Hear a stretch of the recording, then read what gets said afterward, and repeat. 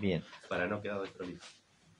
Bueno, 8:16 de la mañana, estamos con una temperatura de 17 grados en este momento en la ciudad de 9 de Julio y alrededores. El invitado hoy en Cadena 9 y en Máxima es Fabricio Lostia. Bienvenido, un gusto. ¿Cómo Bueno, estás? gracias a Gustavo por la invitación. No, por favor. Es el gerente de la cooperativa Mariano Moreno, que un poco está como en el tapete para algunos sectores sociales en el marco de los aumentos y juntamente con ello me refiero a tarifas de la cuota de capitalización. Bien. Bueno, vamos a empezar con la cuota de capitalización, que parece que es como que ha hecho más ruido. ¿Por qué digo esto? Porque si nosotros vemos que todos los días el pan está aumentando, los productos de la canasta básica están aumentando, el combustible todos los meses tiene una suba, y esto incide después todo en la cadena de comercialización. Se vino anunciando por los medios nacionales, a nivel local lo mismo, y en la provincia de Buenos Aires, que va a venir aumento de luz y de gas, atento a una quita de subsidios. Así es. Bueno, la gente ya estaba enterada, pero parece ser que como que la cuota de capitalización hizo más ruido, parecería ser eso. Sí, en realidad yo supongo que es la suma de estos factores que de manera individual tal vez no hubieran generado el mismo impacto, pero todos juntos sí. Eh, digamos, los incrementos de tarifa, los últimos incrementos, que muchos de esos no, no van directamente a la cooperativa, sino, digamos, sin entrar en detalles técnicos, digamos, las componentes de la tarifa, los elementos que componen la tarifa, tienen que ver un poco con la generación, el transporte, la distribución y ese valor agregado de distribución que es el que las distribuidoras, en este caso la cooperativa, debería poder funcionar con ese agregado, con ese valor agregado. Funcionar para poner el combustible, para comprar los cables, los insumos, sabiendo que estos son todos en dólares. Muchos aumentos que se ven reflejados, la cooperativa de la misma manera que digamos, los recauda, los traslada o a Camesa, que es el comercializador, o en el caso de las leyes, ya sean provinciales o municipales, también se trasladan. Somos como agentes de De recaudación. recaudación. Entonces, bueno, es cierto que al sumar estos tres factores, aumento de tarifa, eh, la quita de subsidio que se viene haciendo a través de la segmentación, y en eso aprovecho también a tratar de hacer la campaña para que la gente se vuelva a reencuadrar en caso que así lo requiera y cumplan los requisitos, es entrar en el segmento que corresponde, porque por ahí hay gente de bajos recursos que no hizo el trámite y lo están encuadrando desde el organismo de control, en una No, segmentación correcto. N1, por ejemplo, que son de altos ingresos, y por ahí se puede hacer ese reencuadre. ¿Está vigente todavía?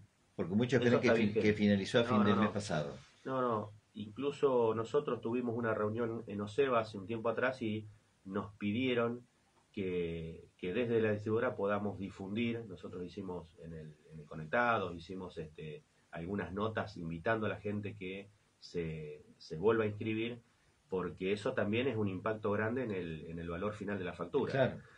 Entonces veníamos hablando de incremento de tarifa, el incremento, si se quiere, por la quita de subsidio, y se le sumaba la cuota de capital, que también era un factor que impactaba en el bolsillo de la gente.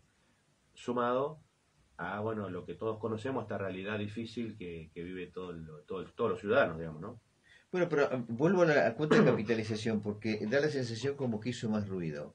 Y es bueno recordarle que la cuota de capitalización nace por ley, si mal no recuerdo, en la década del 90, 92 o 93. Sí, a ver, Y segundo, no es la primera vez que la cuota de capitalización se actualiza en 9 de julio a través de la cooperativa. no, tal cual. Administraciones anteriores lo han hecho. Se ha hecho, de hecho, en el 2018, si yo mal no recuerdo, esta administración saca la cuota de capital, Mm. porque consideraba que en ese momento las tarifas estaban actualizadas y demás y se podía funcionar. Y el año pasado, en función de todas estas cuestiones, que no es solo de la cooperativa, sino es general. Sí, sí, sí, sí. Pero a su vez, nosotros acá en 9 de Julio tenemos una problemática que por ahí tal vez otras cooperativas no la tienen, que es la deficiencia de energía que viene a través de las líneas convencionales. Y por ahí decir, ¿cómo se traduce eso en la cuota de capital o cómo se traduce eso en la factura de la luz de cada asociado?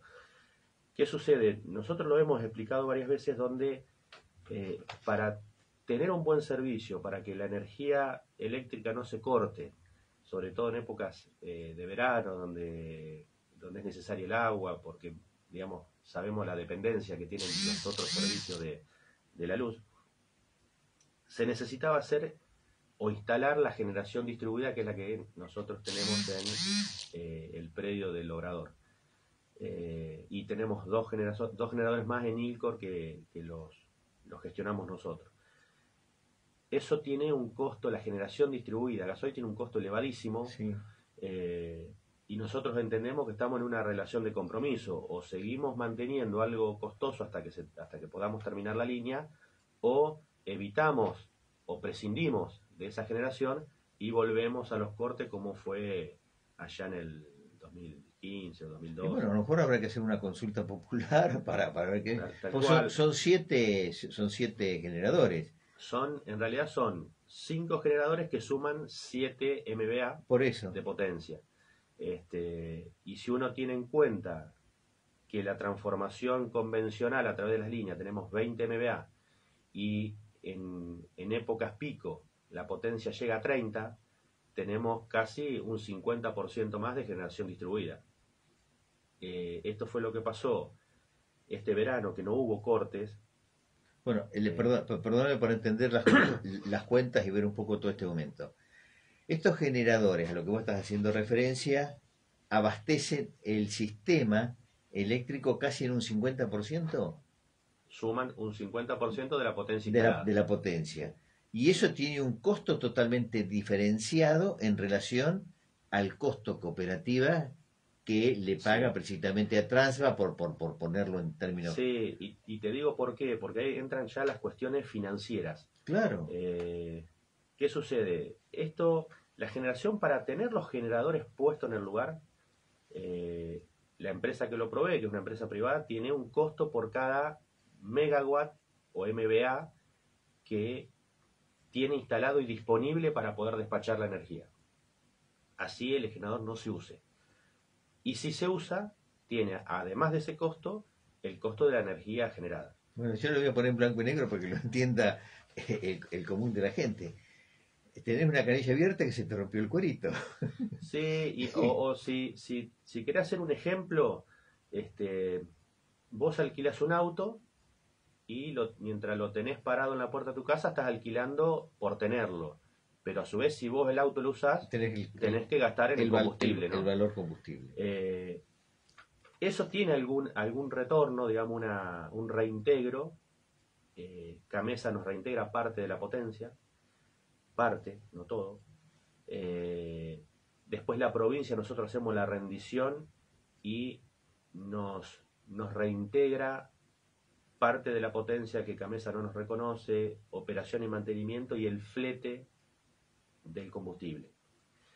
Y ahora tenemos otro agravante, que es, al tener alguna deuda con Camesa, Secretaría de Energía Nación saca una resolución donde le dice a Camesa, a aquellos distribuidores que tienen deuda con Camesa, Camesa no le entrega el combustible para esa generación. Con lo cual, sigue agravando la situación. ¿Qué sucede? Al principio nosotros pagábamos al proveedor y esperábamos a la provincia que nos reintegre. Después la crisis siguió aumentando, porque la crisis es una onda expansiva que abarca e impacta a todos. Al pequeño empresario, al jubilado, al que tiene una despensa, al empresario privado, a las cooperativas. No hace discriminación. Bueno, y por eso yo te ponía el ejemplo de las tarifas del común del diario vivir con un aumento semanal. Claro, bueno, sí se ve en todos lados, incluso, ¿qué sucede? Tenemos un agravante donde hay un desfasaje cuando la provincia nos reintegra el dinero. Obviamente que la provincia tiene pasos que cumplir, no es como un privado que dice, bueno, yo te doy la rendición, mañana te pago. Tiene pasos de control necesarios que tiene que hacer que llevan un tiempo. Cuando la provincia reintegra y nosotros vamos a pagar al privado, a SECO, que es el proveedor nuestro, automáticamente nos hace una factura por diferencia de cambio. Claro. Imagínate en esta situación donde hay un incremento del tipo de cambio del dólar. Por ahí nosotros hicimos una rendición a un dólar X y cuando lo vamos a pagar el dólar está mucho más caro y tenemos que pagar esa diferencia. Por cuestiones propias, legales de la provincia, no reconocen los tipos de cambio, entonces ahí también tenés un cargo muy grande que la cooperativa tiene que afrontar, que todos los asociados tienen que afrontar. Esto, bueno, es una cuestión de decir, bueno, tenemos que seguir manteniendo un servicio de primera calidad o de buena calidad, con recursos que tal vez son un cuarto de lo que realmente se necesita para poder funcionar. Yo doy ejemplos, no siempre digo que la gente no tiene por qué o la obligación de conocer los detalles finos de cómo funciona la operación y mantenimiento de un servicio eléctrico, un servicio regulado.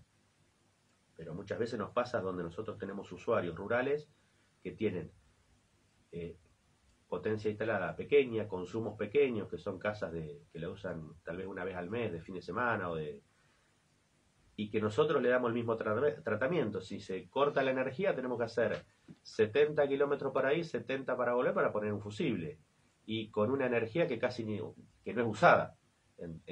Eso pero el servicio de que... hay que atenderlo. Esos usuarios no son rentables. Ahí aparece otra cuestión que son el fondo compensador, que tiene más ruralidad que otros y demás.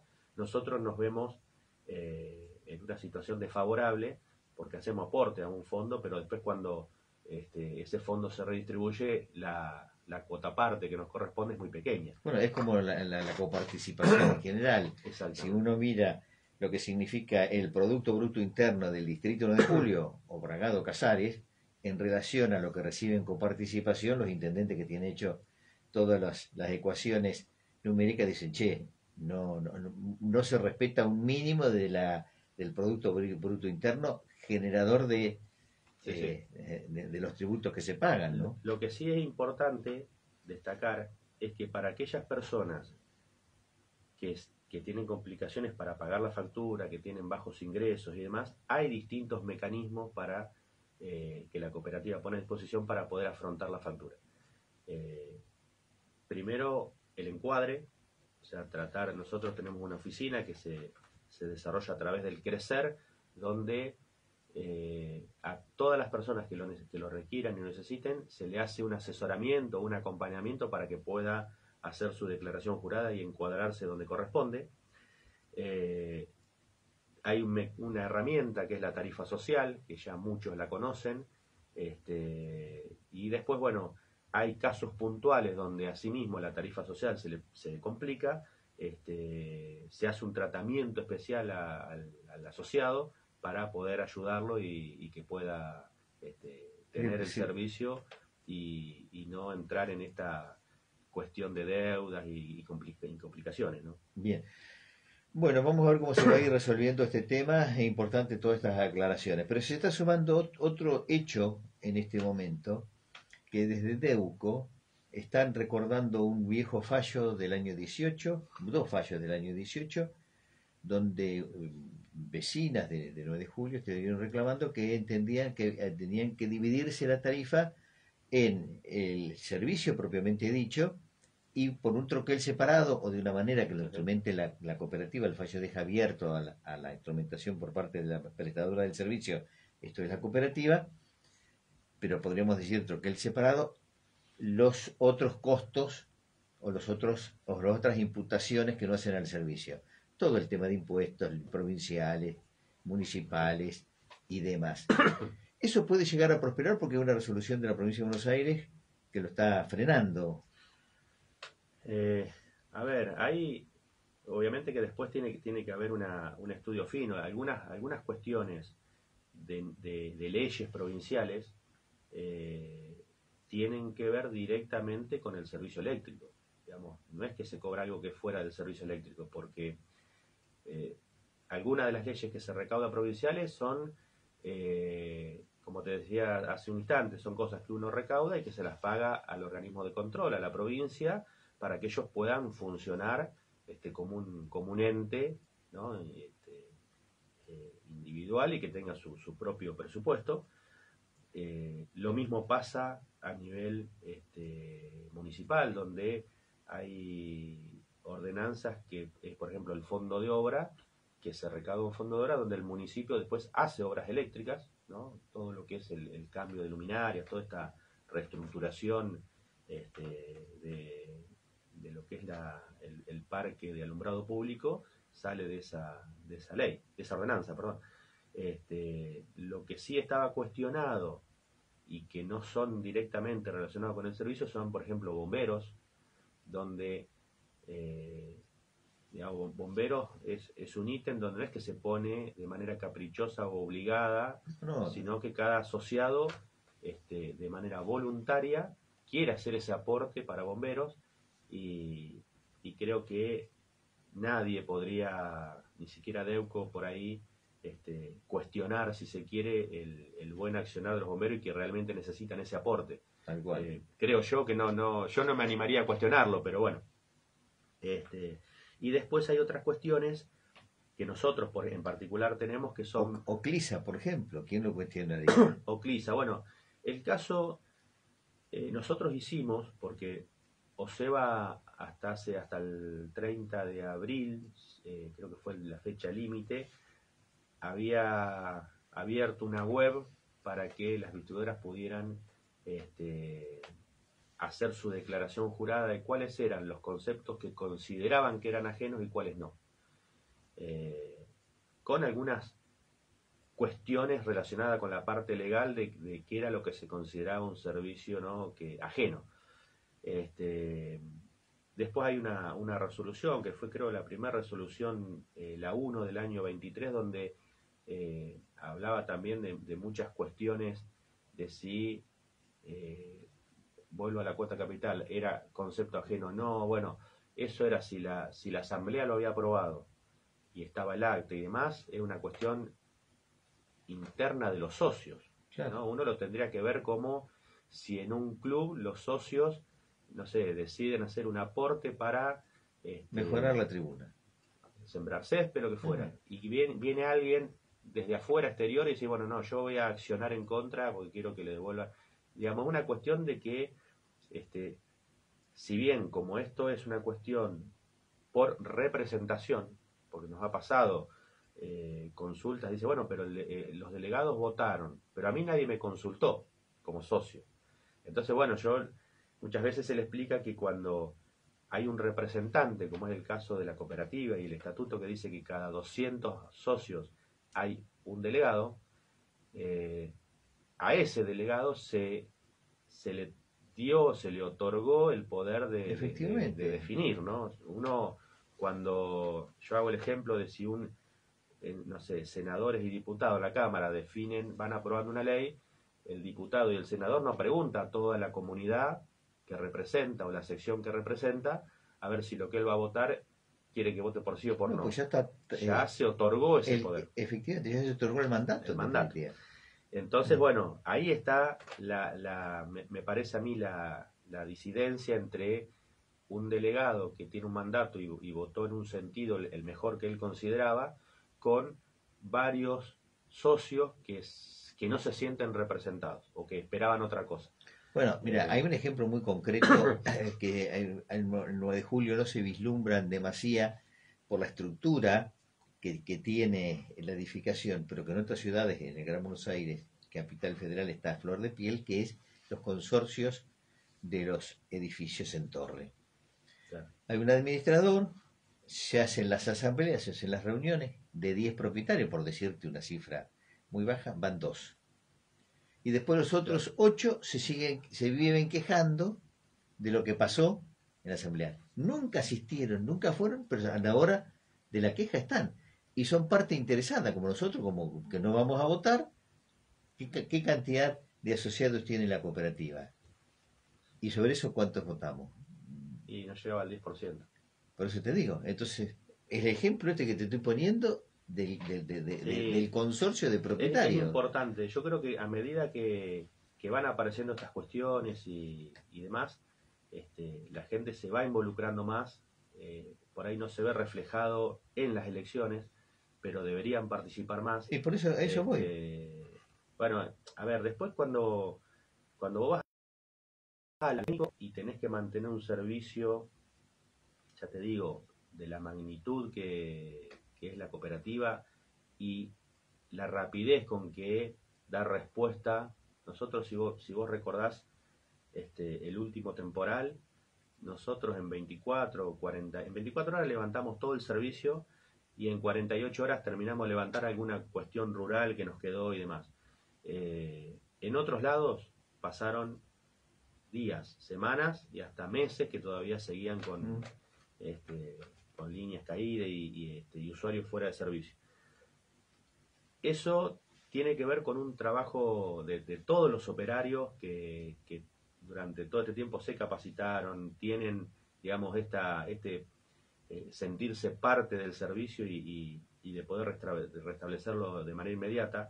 Ahora, eso tiene un costo altísimo, muy alto, donde en cuestiones o en épocas de crisis se nota mucho más Claro. poder afrontar esas cuestiones. Entonces, a veces es difícil poder seguir manteniendo el mismo servicio cuando las tarifas por ahí no incrementan de la misma manera que incrementa, no sé, la tarifa habrá aumentado un 80% desde de allá del 2019 que se frenó incluso un cuadro tarifario que ya estaba Vigente, no vigente, sino que lo sacaron ahí bueno, sobre la marcha. sí. Estaba por entrar y lo sacaron ahí cortito.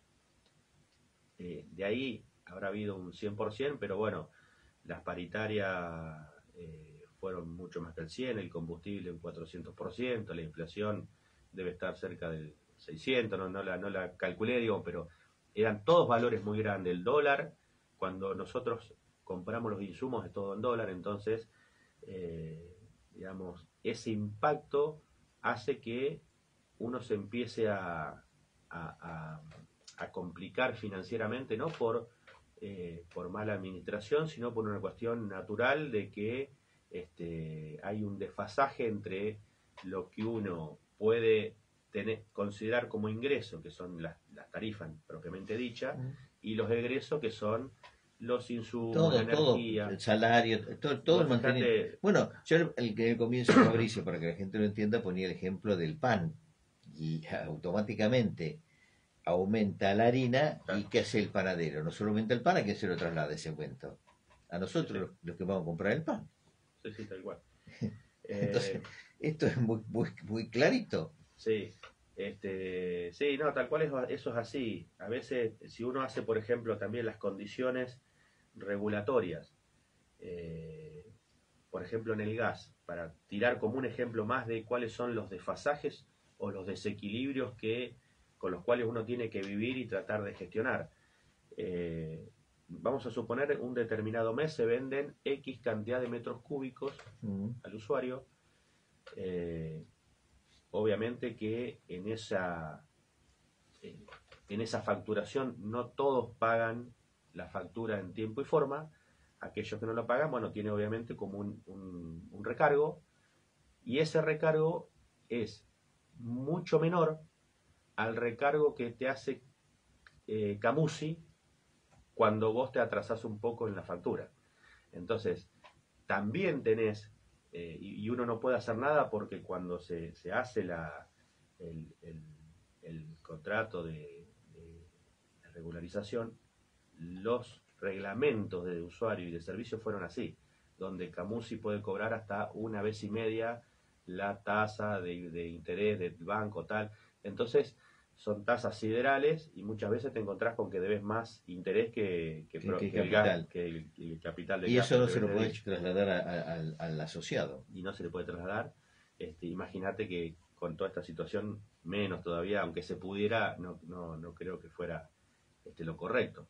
Pero, digamos, digamos, en la charla fui tirando algunas cuestiones que fueron o que son las con las cuales uno tiene que estar tratando de convivir para poder salir ileso en esta cuestión de brindar el servicio de la mejor manera. Bien, y un poco a la luz de todos estos reclamos, un proyecto de comunicación que ha ingresado en el Consejo Deliberante hace 48 horas para que la cooperativa esté informando sobre la cuota de capitalización, el alcance y lo demás. Que unos días antes había informado, si mal no he sido informado, por parte del presidente de la cooperativa en las comisiones en el Consejo Deliberante, me refiero a las comisiones de trabajo, y ahora aflora esto. ¿Qué lectura se puede hacer de eso? A ver, yo creo que por ahí, cuando se hacen los comunicados, por ahí quedan cuestiones que la gente quiere saber, más finas, y lo canalizan a través de ese mecanismo. Entiendo que si hay algo que en su momento se comunicó y faltó algo y alguien lo consulta, bueno, lo tendremos que elaborar y responder para que la gente entienda. Yo creo que la mejor manera de por ahí bajar un poco los enojos o los ánimos es explicar bien aquellas cosas que no quedaron claras. Y si hay digamos, el municipio también tiene 3 representantes municipales que, digamos, que concurren a las reuniones del Consejo de Administración, que tienen voto y que votan y que deberían también, entiendo que lo hacen, trasladar toda esa información y todas esas explicaciones al Ejecutivo, como para que el municipio esté al tanto de todo. Entonces, bueno, Bueno, perdóname, una charla como la que estamos teniendo contigo, nosotros en todo este tiempo de cuota capitalización y otras cuestiones, la hemos tenido con integrantes del Consejo de Administración y en algunas oportunidades con el propio presidente, el doctor Locino, claro. informando y explicando absolutamente todo esto. Sí, sí, tal Así, cual. la comunicación está. Está, por eso digo, la comunicación estuvo, tal vez si hay en esa comunicación hay algún elemento que la gente, digamos, más interesada o que conoce del tema quiere saber y quiere tratar de investigar, habrá que saber cuáles son y brindarle la información.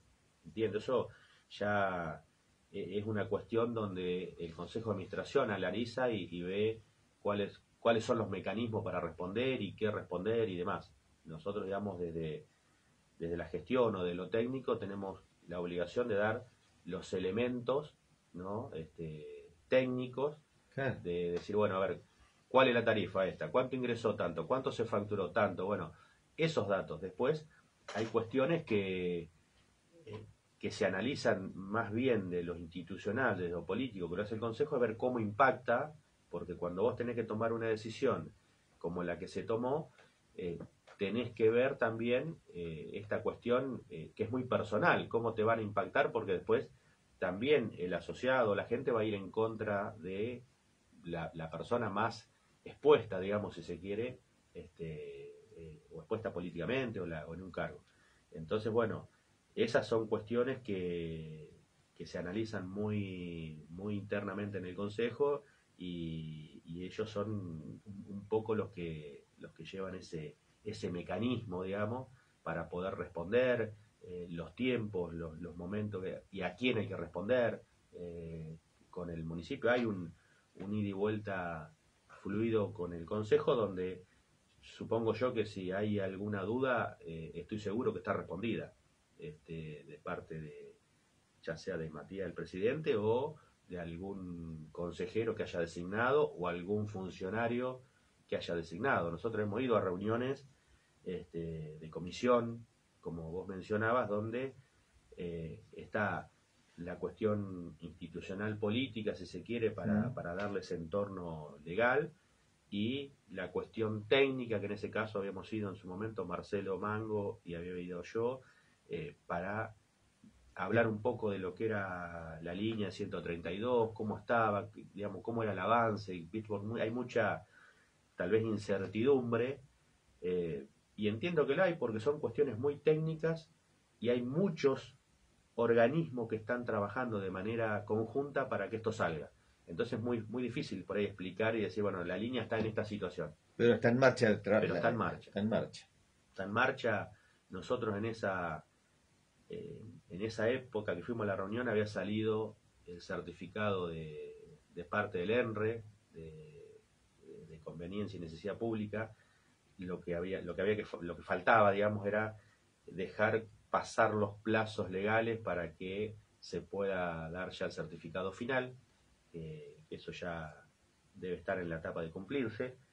Y ahora nosotros estamos en contacto directo con la Dirección de Energía para ver cuáles son los pasos que hay que seguir para que se pueda llegar a la licitación de la obra. Así que bueno, eso es un poco el esquema que se está viviendo hoy. Bueno, bien, está todo encarrilado, no es que se anunció y quedó ahí. No, está encarrilado, digamos, a ver. Muy interesante. Lo que sí hay que tener en cuenta que esto es dinámico, ¿no? Viene el proceso, se traba en algún ente, bueno, hay que estar sobre eso para que se destrabe, parece que se destraba, va todo bien, y pueden aparecer nuevas complicaciones que son normales. Hoy uno de los pasos a seguir es que hay que ver todos los datos catastrales de la traza de la línea para ir a contactar a cada uno de los propietarios para poder hacer uso de ese espacio y poder pasar la línea.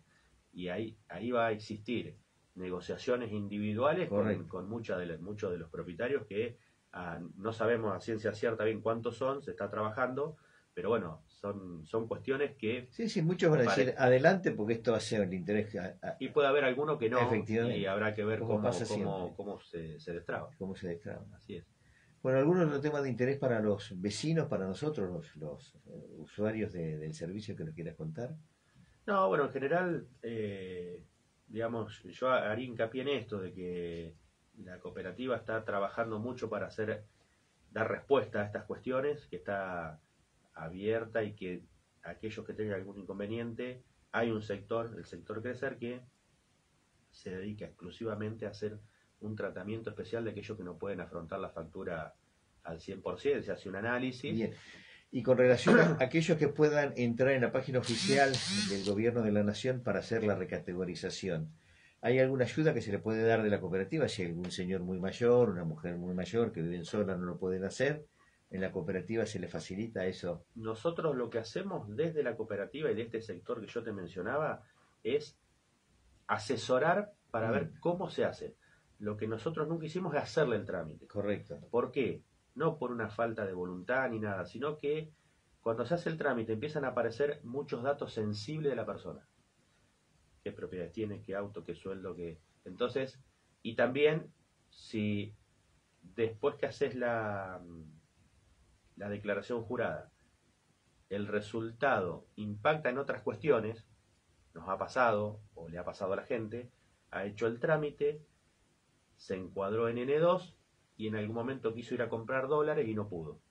Y empezó a investigar por qué no pudo, era porque estaba encuadrado. Entonces, ¿qué hizo? Dio marcha atrás, hizo una recategorización para poder destrabar.